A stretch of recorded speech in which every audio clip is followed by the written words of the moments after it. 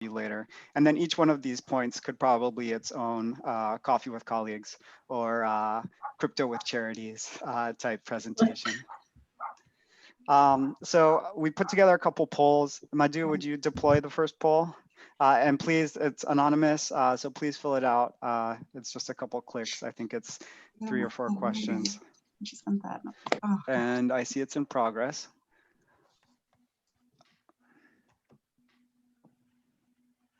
Yep, and we're getting the votes in. Thank you. Thank you all. So on one side of the screen, we have what may seem like a very alarming picture for us nowadays, a bunch of people in a very close space and what seems to be a meeting. On the other side of the screen, we see what seems to be very mundane now and perhaps a little exhausting. um,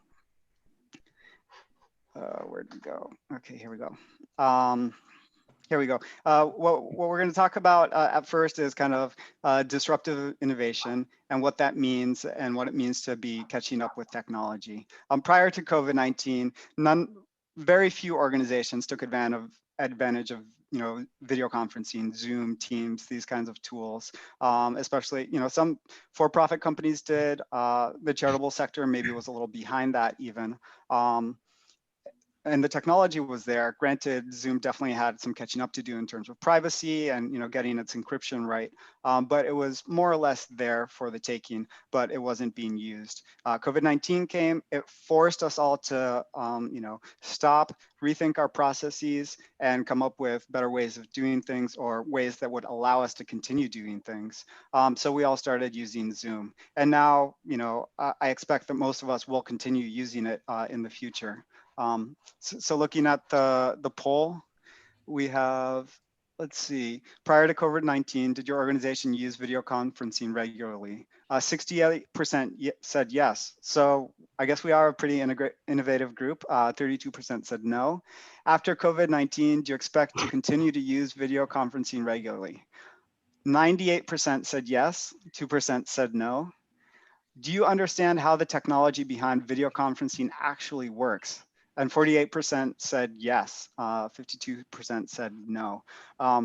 That's pretty impressive. I don't fully understand it myself, but that just goes to show that sometimes the technology is there. You don't necessarily have to understand every nuance of it. It has to be user-friendly. You have to be comfortable with it to be able to take advantage of it. And the reasoning there is, and you're going to excuse my squiggly line here, is, when you're traveling through the world and time as your charity, you want to do the best job you can to fulfill your mission, to serve your clients. So you always want to be kind of on the top where you've learned all the processes and procedures to go there. But when something like COVID-19 hits, you get knocked off your feet for a while, and then you slowly have to build back up. Those of you who already had video conferencing technology practices and work from home practices, you were able to make that transition a bit easier. So in the future, there's going to be more disruptions. There will be disruptions that aren't as stark as COVID. There will be disruptions, for example, where a new technology arrives, such as blockchain and cryptocurrency, that are very useful in many kind of very specific ways, that it will behoove us as a sector to kind of be on that green line, so that we don't fall behind the for-profit sector and whatnot. So disruptive innovation, it's kind of a jargony term, but it is very descriptive, so you'll have to forgive me for that. I do calls with many of you to talk about Give Safely and kind of walk through crypto and whatnot. And I asked one of your colleagues, oh, so what interests you about this? And they said, well, it's better to be proactive than reactive. We don't want to be behind the wave on it. So catch up with technology, don't get left behind, revise old models and create new. So the electricity came, it did something like that. telephone came, it disrupted everything, and it took a while. Similar to internet, there was a big bubble. Nobody understood what was really happening. It was all about pets.com, and it failed. But now we have Amazon. We live on Zoom. Same thing. Blockbuster was ubiquitous. Now we all have video streaming accounts. We don't actually go pick out those white VHS boxes behind the colorful one. So now Bitcoin, blockchain, crypto, it's in the news. You hear about NFTs being sold for like $70 million. You hear about Coinbase, which is an exchange, based out of New York that has gone public, and its valuation is $50.7 billion. I checked this afternoon, where Citibank is at, I think, $155 billion. So it's kind of here. You hear about Dogecoin. We can talk about that later if you'd like, and all the excitement, euphoria, and memes around it as well. And if you think that crypto hasn't arrived in a serious way yet, this is a headline from yesterday. Bitcoin is coming to hundreds of US banks this year. This firm NYDIG, it provides a lot of the kind of infrastructure for this, for the sector, and it's kind of trying to position itself in that way. But basically, they're working on integrating with the financial rails that are already in place and the companies that provide those, so that you can keep Bitcoin at your regular bank account, have it sent out to an exchange, returned as cash. Granted, it'll probably take a little while to get all that up and running, but the investments are happening. The for-profit sector sees it coming, so it might make sense for us too as well. Another stat: the global market cap of cryptocurrency overall is $2.33 trillion. Bitcoin alone is at $1.04 trillion.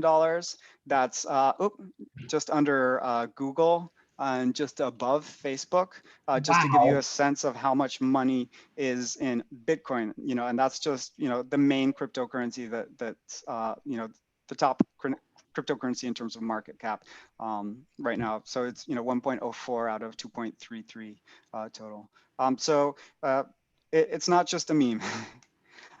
So who uses crypto? This is a poll that we did back in December. So we expect each of these bars to be a lot higher now, especially as kind of the onboarding ramps got a lot easier with, Robinhood, PayPal, with Cash App, making it very easy for donors to get on board. But in December 2020, 12% of folk said they owned cryptocurrency.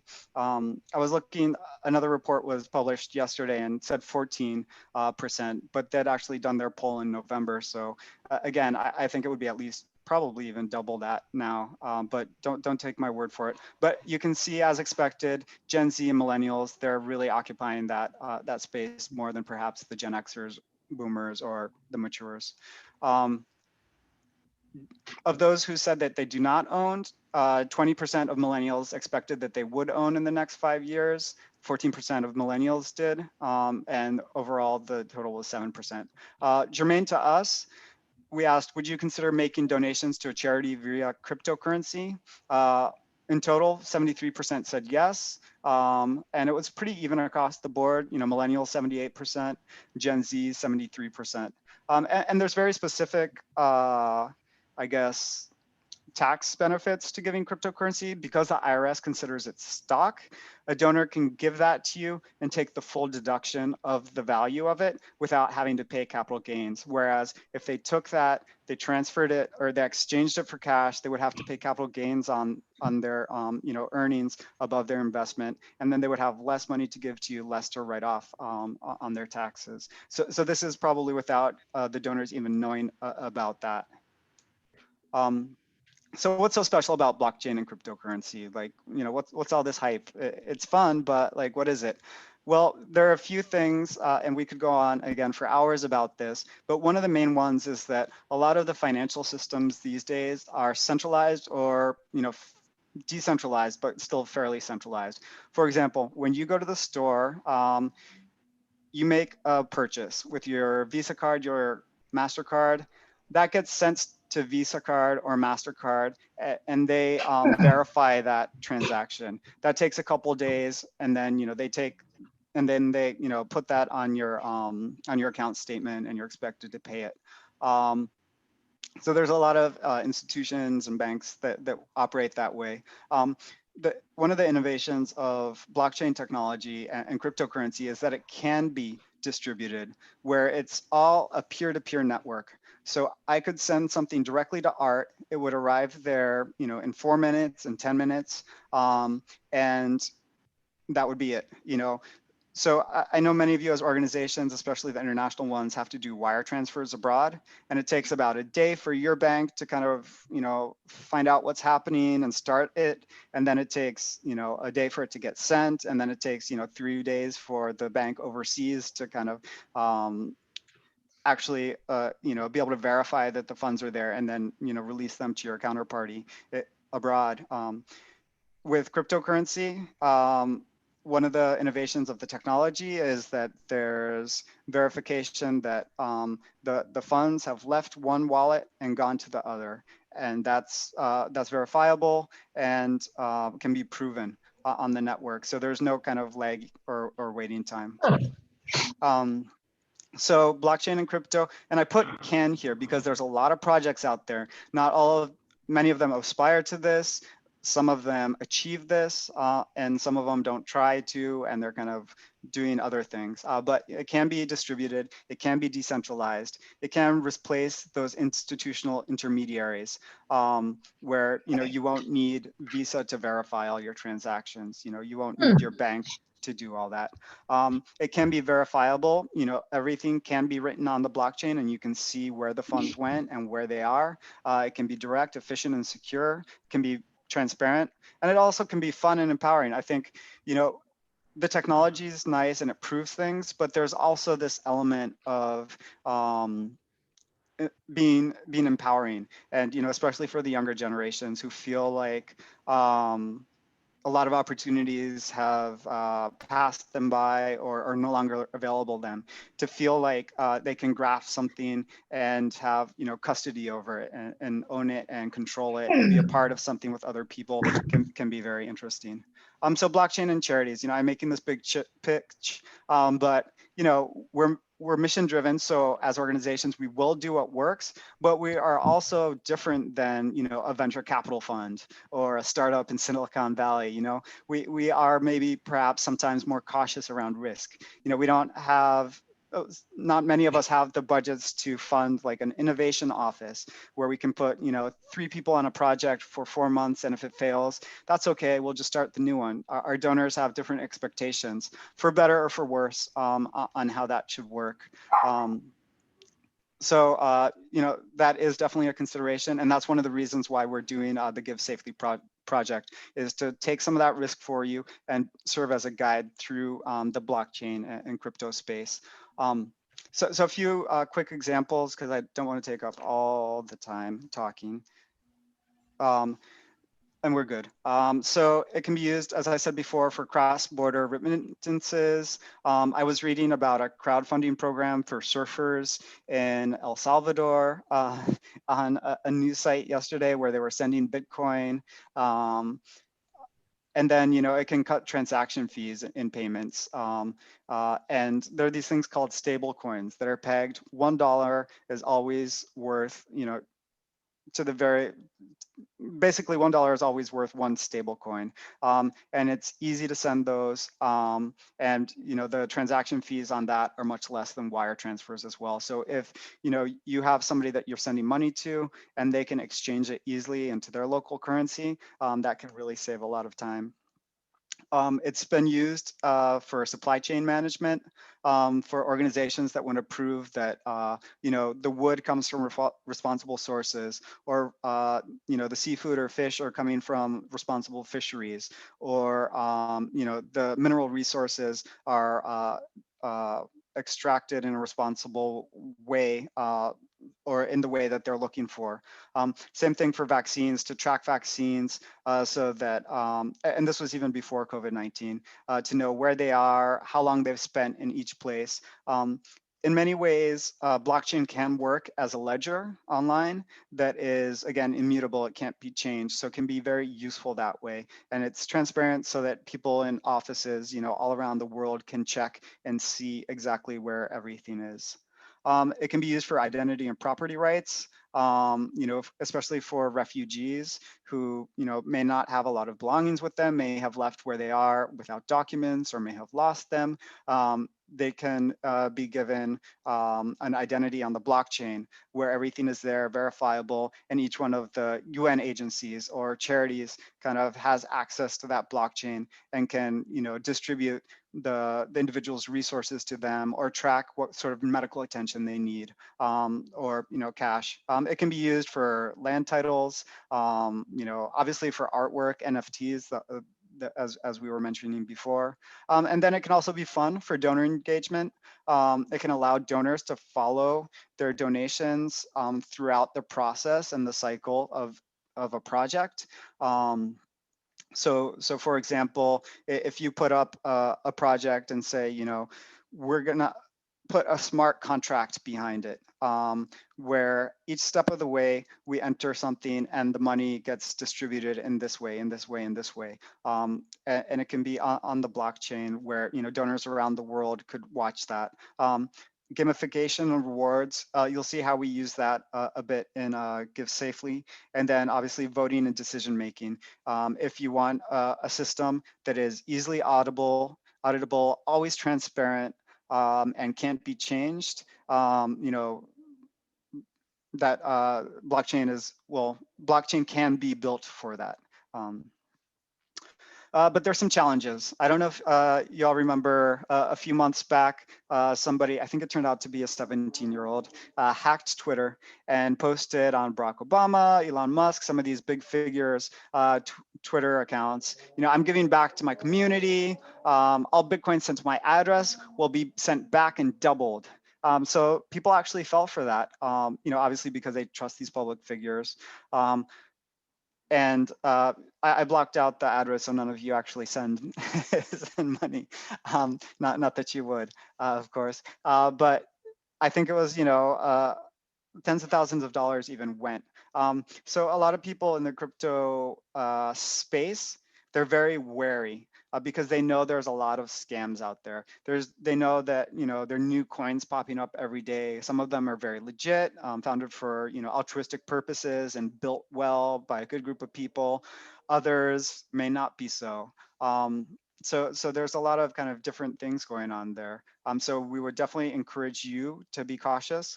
We had one of our charity partners approach us the other day and say, oh, someone from this cryptocurrency, and it turned out to be a very new one, wants to give us X amount of money, which was a large amount of money.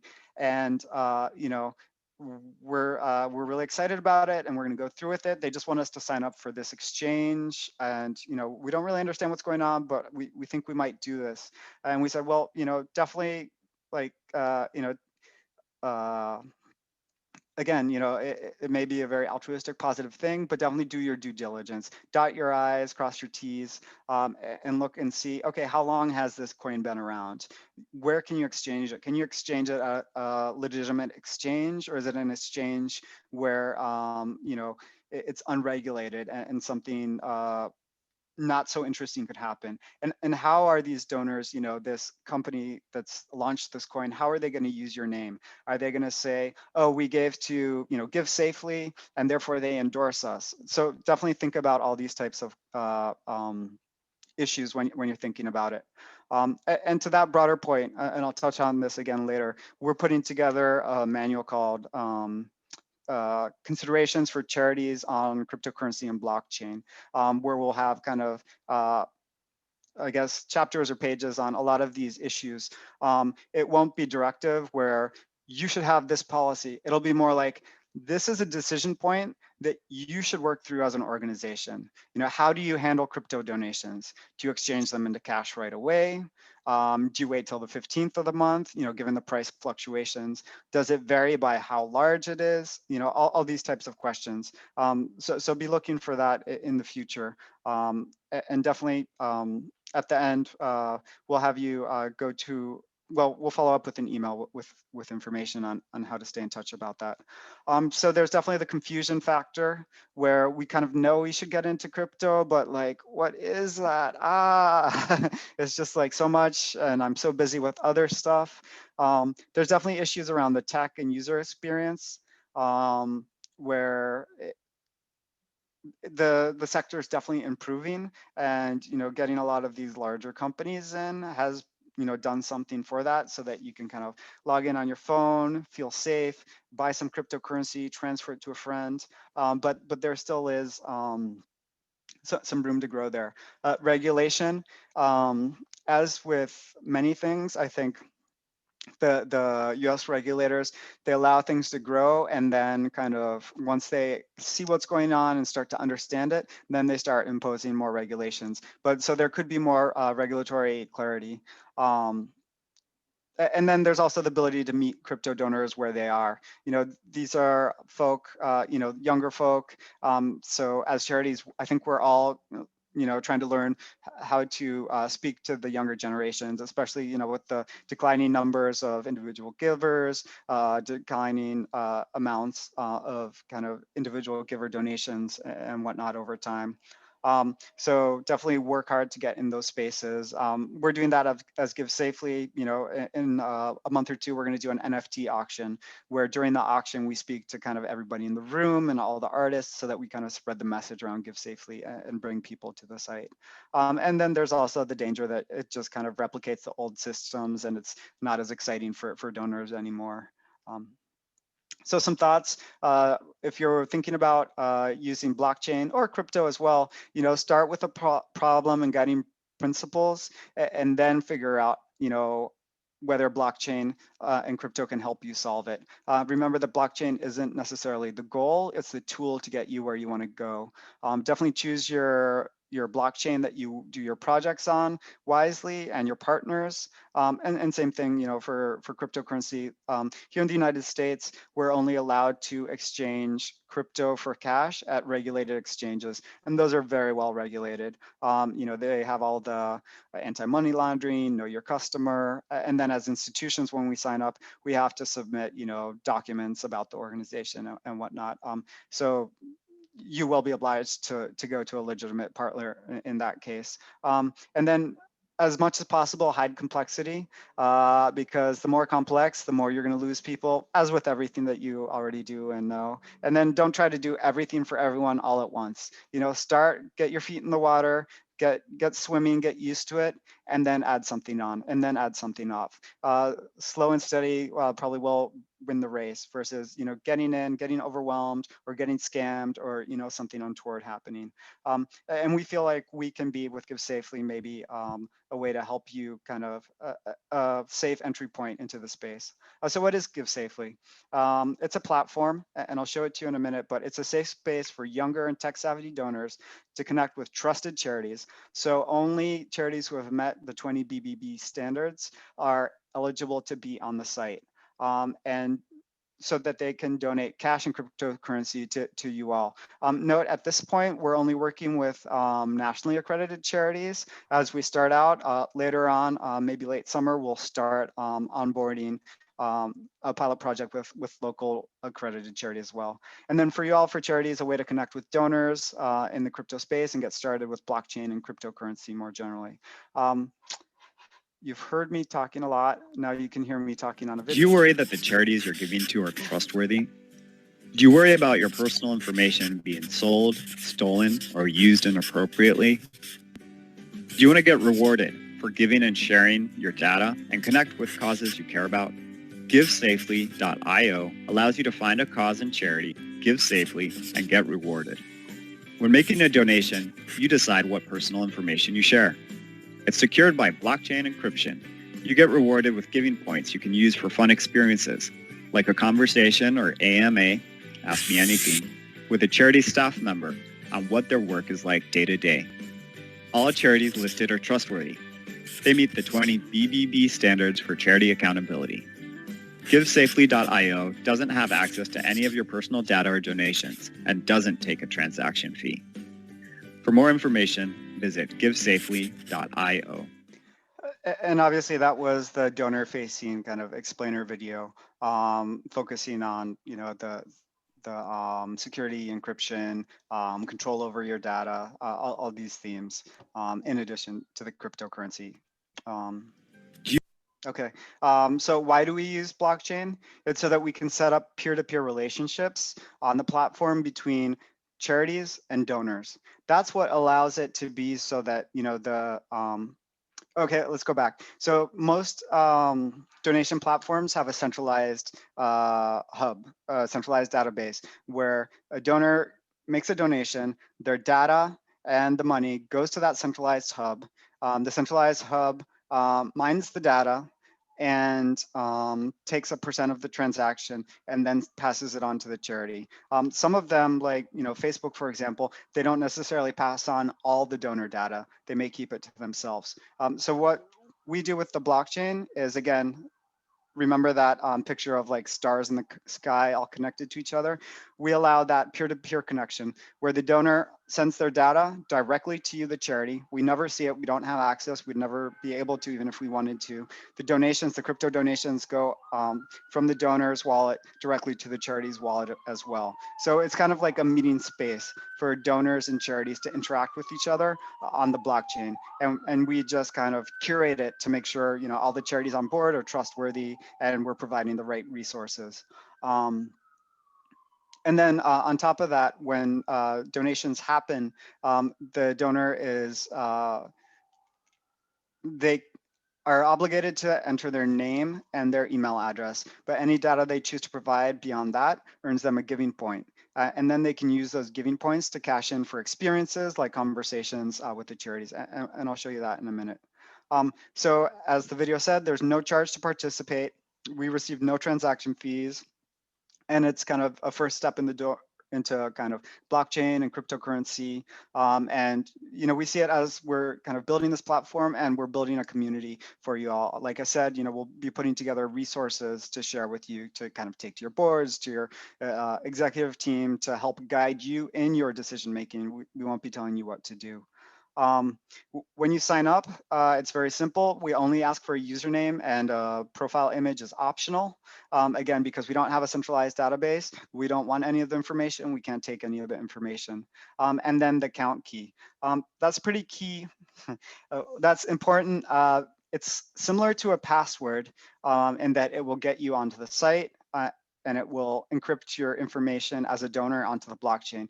It's different in that, again, because there's no centralized database, we cannot reset it. You know, we don't have access to it. There's no way to reset it. So as a donor, if you lose it, it's gone.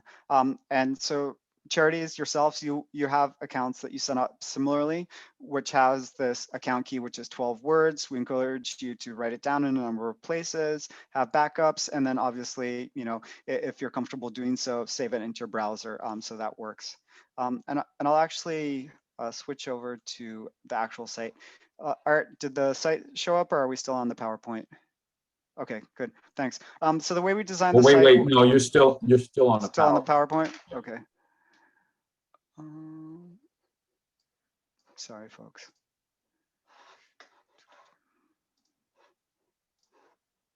Okay, here we go. The way we designed it, and one of our board members helped us with this as well. She's a great designer, is to be as, you know, clean and bright as possible. Again, we're seeking to appeal to the younger donors and the tech savvy donors.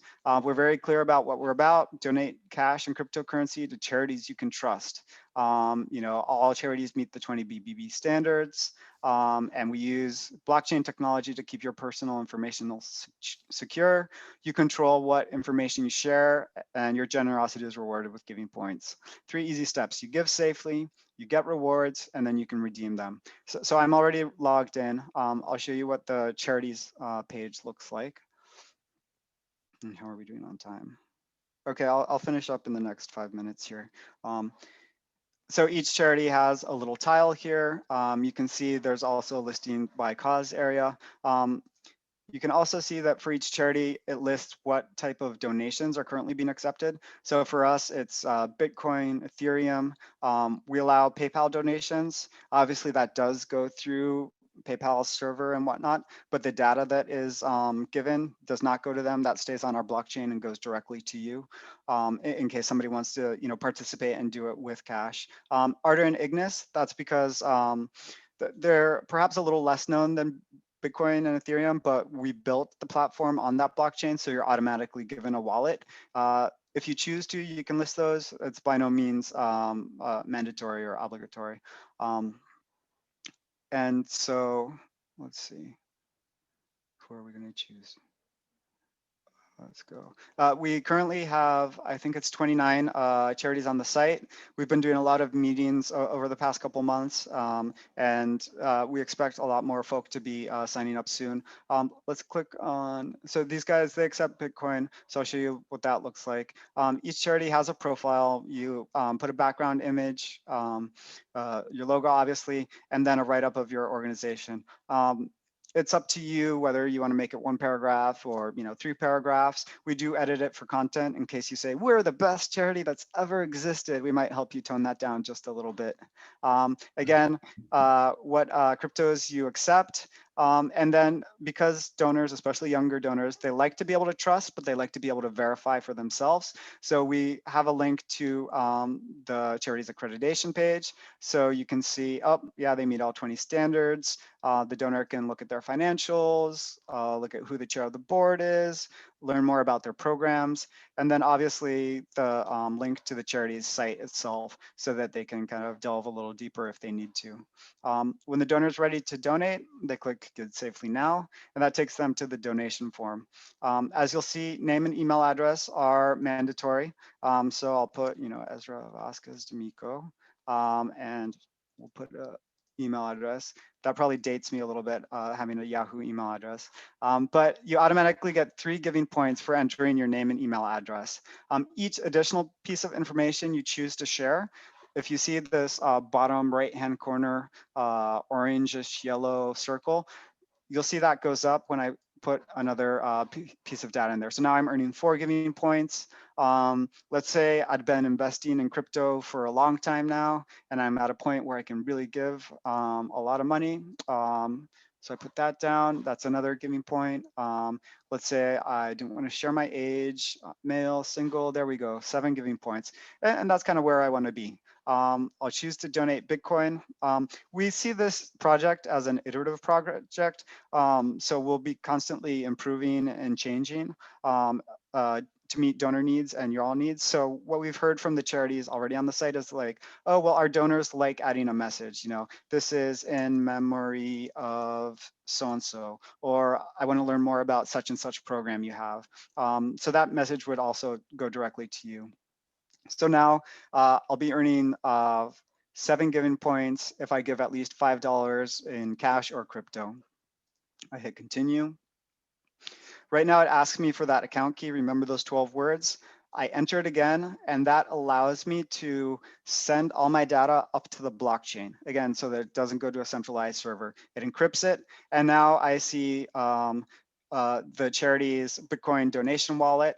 I can copy paste that into my wallet or my exchange wallet to send it to someone. I can use the QR code. When I do, I enter the Bitcoin transaction ID.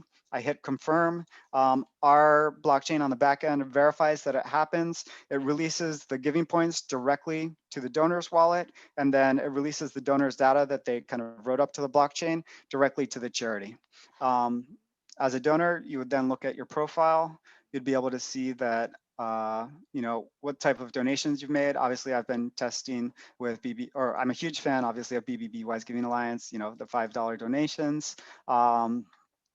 And I can see how many giving points I currently have.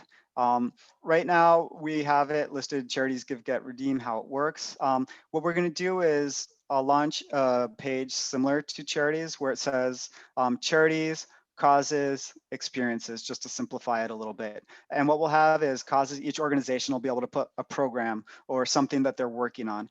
Because donors, sometimes they may not know about your institution, and it may be harder for them to go from not knowing anything to knowing about your institution to donating, versus something that's very tangible, like if you're an organization that works with refugees, oh, please help us fund our project to help the Rohingya. and this is what we're doing now. So they'd be able to donate to that too. So look out for that. It's coming. Rewards. Each charity is eligible to put up rewards. It can be anything from, a video conversation with a staff member from your organization. Wild Animal Sanctuary has a guided tour of their sanctuary, so I definitely want to do that at some point. And you can talk with Mr. Art Taylor about ethics in the nonprofit sector. So it's really up to you to innovate and come up with types of experiences. It could be that you say, every final Friday of the month, we're going to have a town hall where 3 staff members join, and as many people as sign up and exchange giving points for that experience, that they can come and ask questions. So it's kind of a way to test out what works. We think maybe 15-minute conversations might be a low enough bar that it makes it feel easy for people to just slide into. But again, we'll test it out. We'll communicate with each other as a community to see what works. The final thing I'll show you, and then I'll be quiet, is the charity dashboard. I'm going to log in as BB Wise Giving Alliance.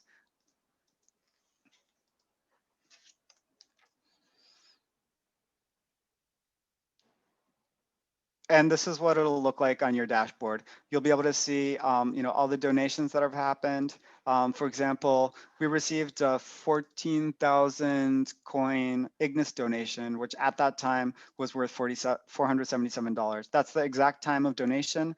Our system gets that from an average of exchanges. So that's the number. It appears on the donors dashboard so that they can use that for tax purposes. You can use that too, because again, the IRS says you must value it at the moment of donation.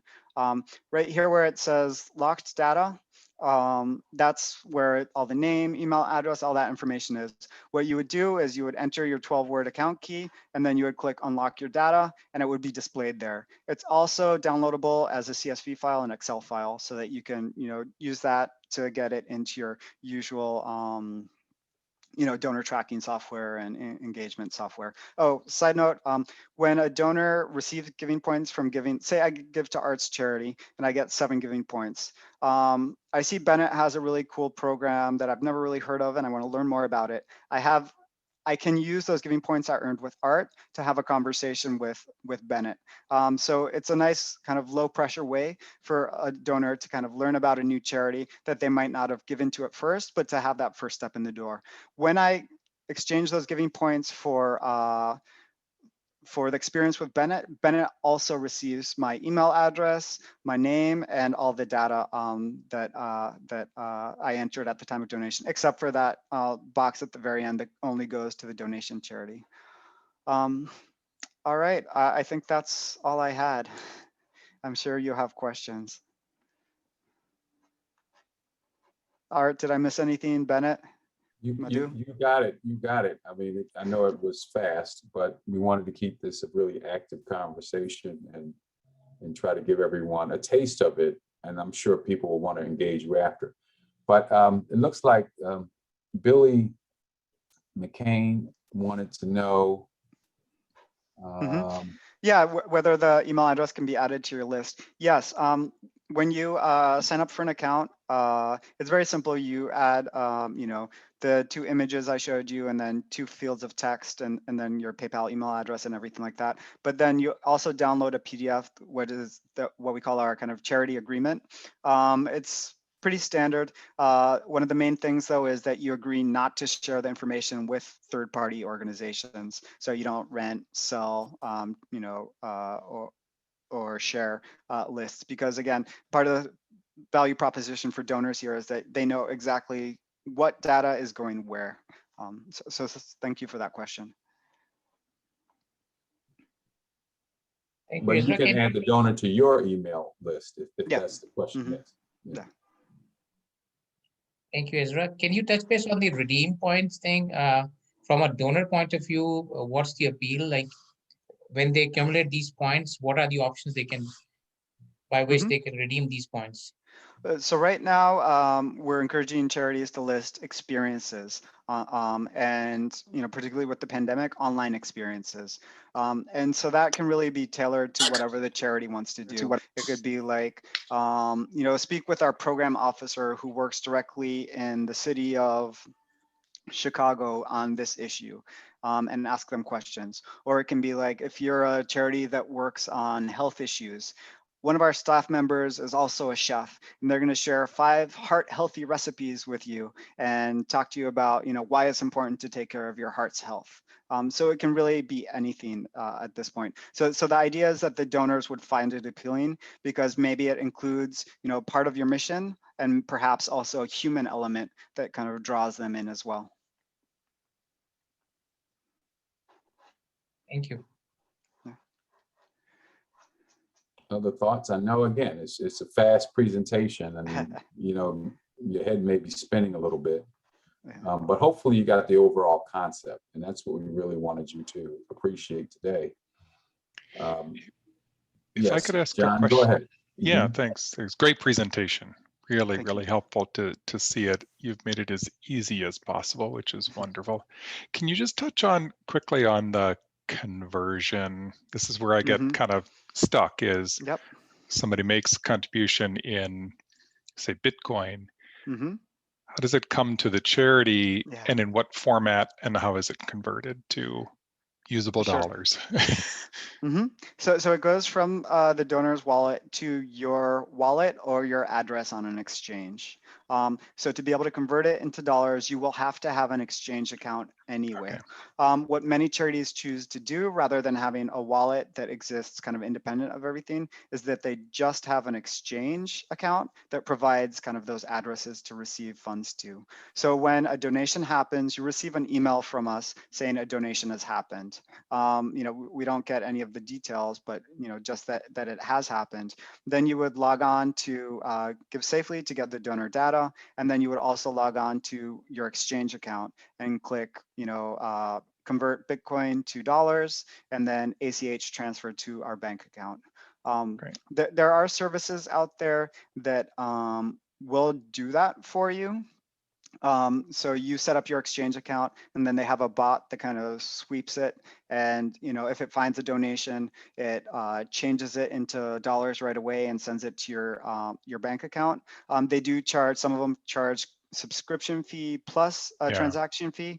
Some of them just charge a transaction fee. So it would be up to you to look into those and see if that would make the functionality much easier, and if you're willing to kind of part with whatever those fees are. Great. Yeah, I knew about the exchanges, but that's where the magic happens. Thanks. Mm-hmm. Yeah. And let's see. Breadlove Food asks, is PayPal used?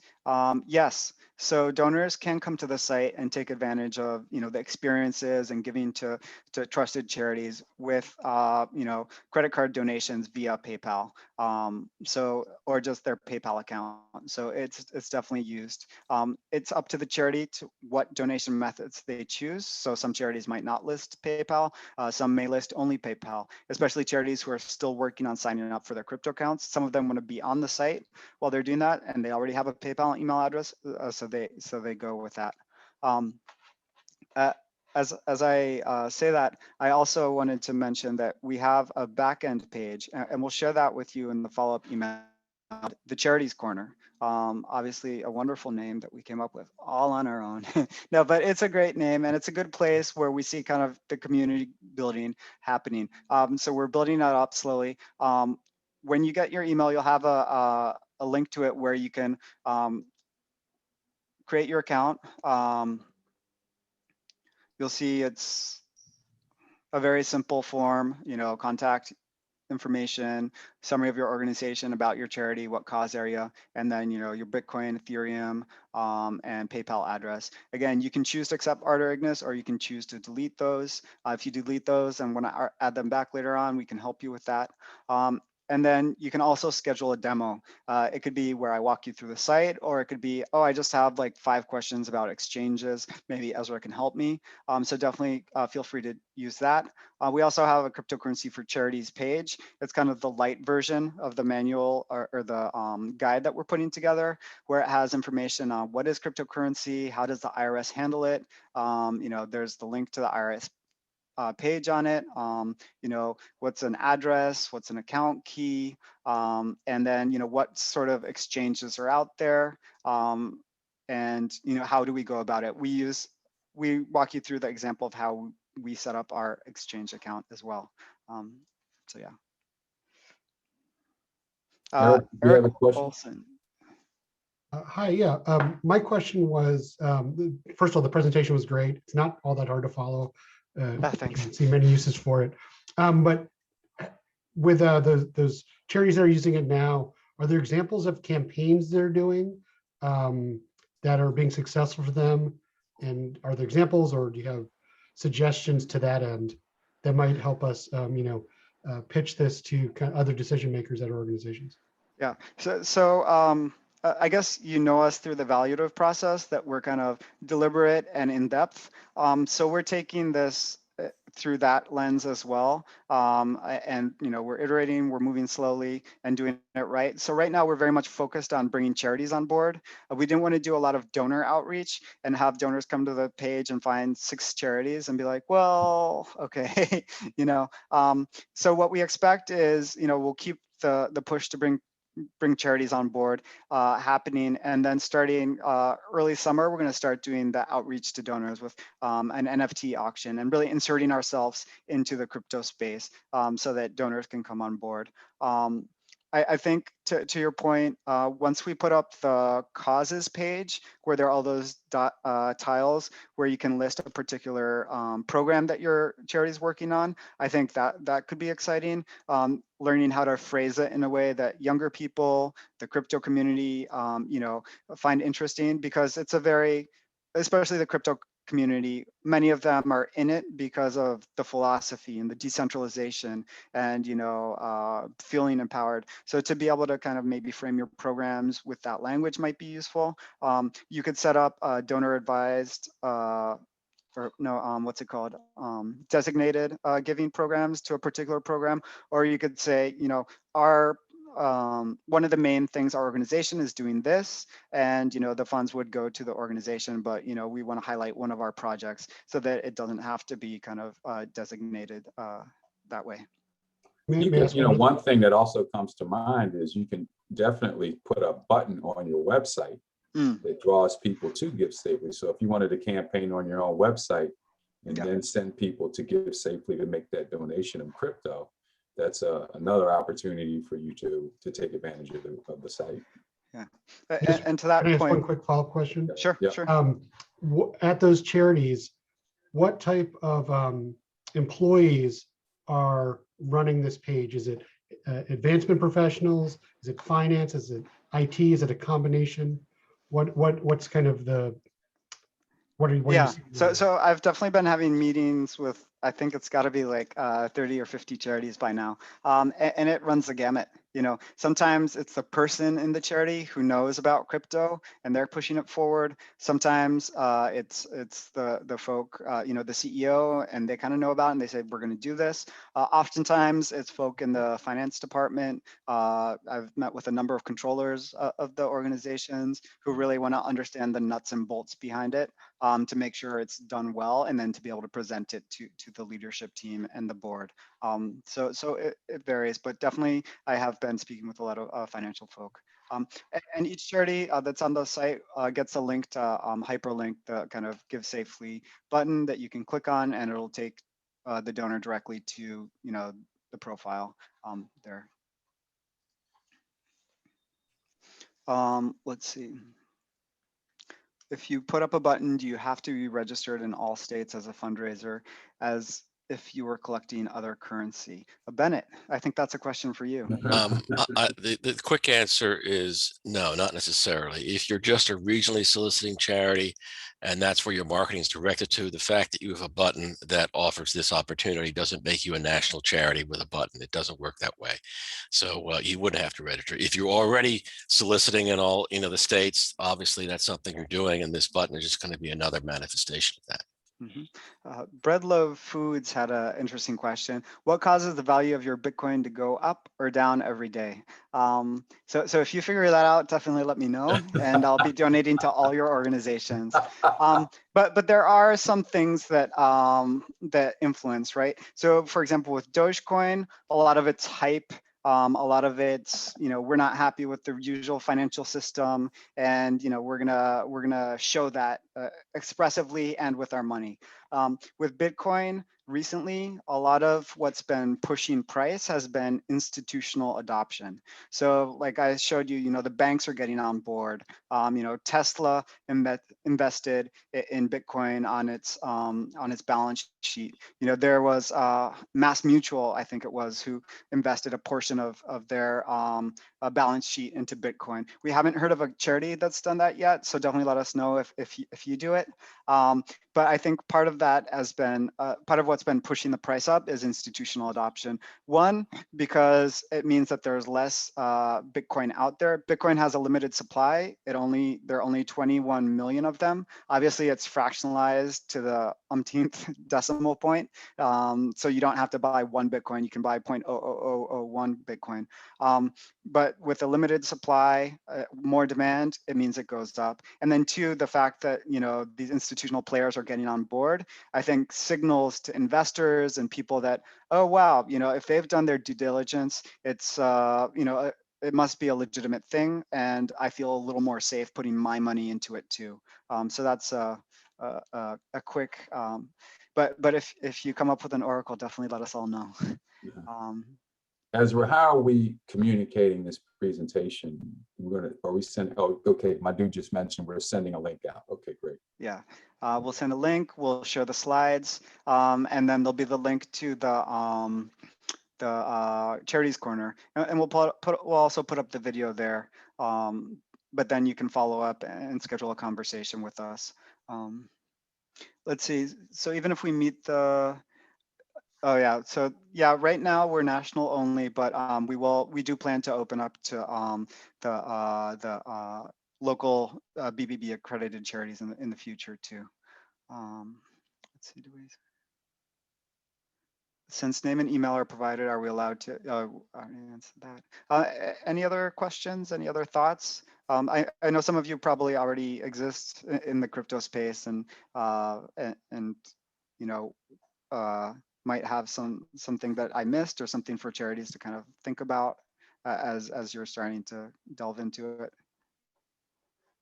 One question I had was, Sure. can you set up monthly gifts with crypto through the site?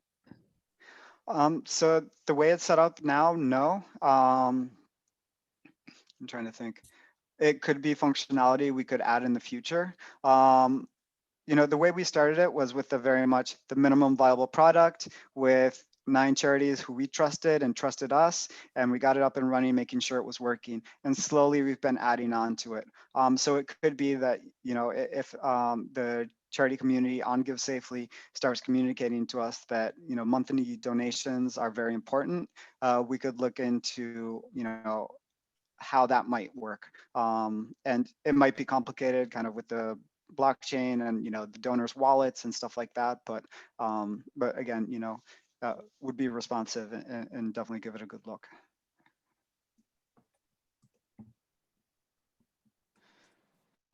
All right. Well, I look forward to following up with you all when you schedule that demo with us.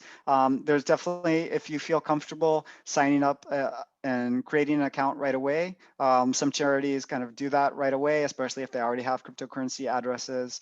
Feel free to do that. You can also send me an email. We'll include my email in the email that we send you, or I'm also Ezra@givesafely.io. Remember, it is .io, and that's a very kind of blockchain-y, crypto-y, just like .org is for charities, .io tends to be in the blockchain crypto space. One Oh, last thanks. comment if Yeah. I could make, Ezra. Close us out, Art. We built this platform, but it's your platform. This is a platform for accredited charities. We only have a limited amount of control over what happens here, but all of the donations and the information and the sharing and the experiences, they all have to be created by you.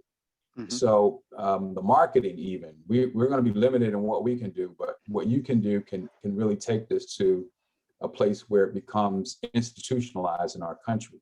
So, and maybe even the world for that matter. So there's also a lot of other things we can do with this technology. Don't have time to talk about it now.